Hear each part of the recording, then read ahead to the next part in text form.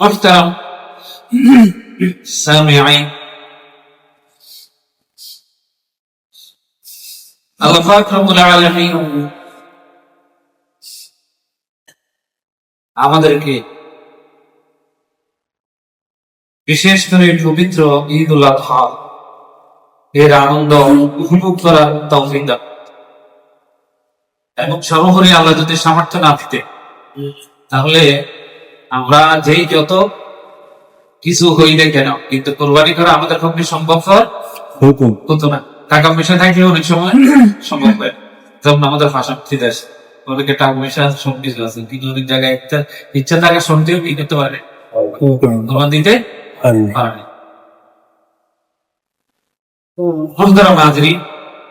সেই জন্য আমাদেরকে বেশি বেশি আল্লাহর কি শুকরিয়া আদায় করতে হবে, বেশি বেশি আল্লাহ শুকরিয়া আদায় করতে হবে। আল্লাহ যে আমাকে তৌফিক দিয়েছে, এখানে আমার আপনার যে বাহাদুরি করার কিছুই নেই, কারণ আল্লাহ যদি আমাকে আপনাকে সামর্থ্য না দেয়, শারীরিক সক্ষমতা না দেয়, হৃদয় আসার পেয়ে আছে বলে আছে কিনা? আমার মতো আপনার মতো বহু মানুষ, হাজার হাজার মানুষ হাসপাতালের বেডে শুয়ে শুয়ে কাতরাচ্ছে, আছে কিনা বলে? এবং এক সময় তারা আমার থেকে আপনার থেকেও প্রভাবশালী ছিল, শক্তিশালী ছিল, শারীরিক সক্ষমতা ছিল, সব কিছু ছিল, কিন্তু মুহূর্তের মধ্যে আল্লাহ পাক রব্বুল আলামিন চাইলে অনেক কিছু করতে পারে। আল্লাহ পাক রব্বুল আলামিন আমাকে আপনাকে এই ঈদ উদযাপন করার তৌফিক দান করেছে, সেজন্য আমাদেরকে যে শুকরিয়া আদায় করতে হবে, কি করতে হবে? শুকরিয়া আদায় করতে হবে। কারণ আমরা জানি যে আল্লাহ পাক রব্বুল আলামিন বিশেষ করে মানুষের জীবনের সাথে দুটি জিনিস ওতপ্রোতভাবে জড়িত, একটি হচ্ছে ধনাঢ্যতা, আরেকটি হচ্ছে দারিদ্রতা। একটি হচ্ছে ধনাঢ্যতা, আরেকটি হচ্ছে কি দারিদ্রতা, যেটি আমাদের সমাজে আছে। ধনী যারা তারা আল্লাহ পাক রব্বুল আলামিনের রাস্তায় আল্লাহর দেওয়া সম্পদ ব্যবহারের মাধ্যমে, আল্লাহ যেভাবে নিয়ম দিয়েছেন সেইভাবে ব্যবহার করার মাধ্যমে নিজে কিভাবে ব্যবহার করবে, পরিবারের জন্য কিভাবে ব্যবহার করবে, সমাজের জন্য কিভাবে ব্যবহার করবে, মানুষের জন্য কিভাবে ব্যবহার করবে, তার একটা নীতি অবশ্যই আল্লাহ পাক রব্বুল আলামিন দিয়েছেন। সেই নিয়ম অনুসারে প্রত্যেকটি কাজ করার মাধ্যমে আল্লাহ শুকরিয়া আদায় করতে হবে। আর যাদেরকে আল্লাহ পাক রব্বুল আলামিন সেভাবে ওদের সম্পদ দেন নাই, তাদের দরিদ্র বা যাদের জীবনের মধ্যে দারিদ্রতা রয়েছে, তারা আল্লাহ পাক রব্বুল আলামিনের সর্ব অবস্থায় আল্লাহ পাক রব্বুল আলামিনের শুকরিয়া সবর ধৈর্য ধারণ করে আল্লাহ শুকরিয়া আদায় করবে।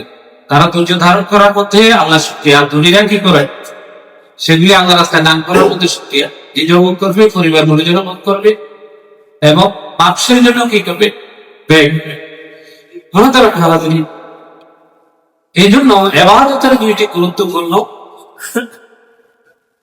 বিধান, ইবাদতের দুইটি গুরুত্বপূর্ণ শাখা, একটি হচ্ছে শুকর আর একটি হচ্ছে সবর। একটি হচ্ছে কি শুকর বলেন, একটি হচ্ছে কি শুকর, আর একটি হচ্ছে কি সবর। এই দুইয়ের মাধ্যমে আল্লাহ পাক রব্বুল আলামিনের শুকরিয়া আদায় করতে হবে, আল্লাহর প্রিয় বান্দা হতে হবে।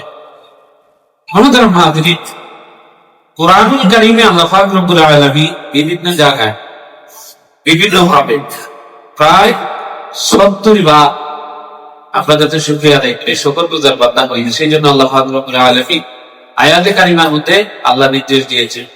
সুতরাং আমরা আল্লাহর নির্দেশ পালন করা স্বার্থে আমরা সকলে আরেকবার বলি আলহামদুলিল্লাহ।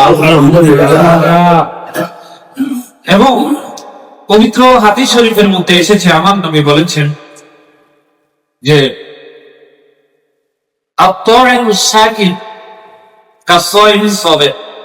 নবী করিম সাল্লাল্লাহু আলাইহি ওয়াসাল্লাম বলেছেন যে শুকরগুজার বান্দা, আহারকারী বান্দা, শুকরগুজার আহারকারী বান্দা ধৈর্যশীল রোজাদারের সমান।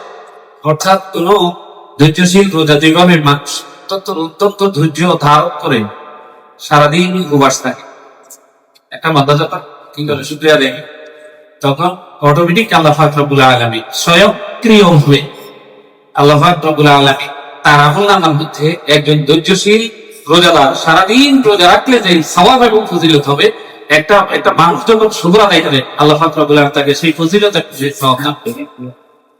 সুবহানাল্লাহ।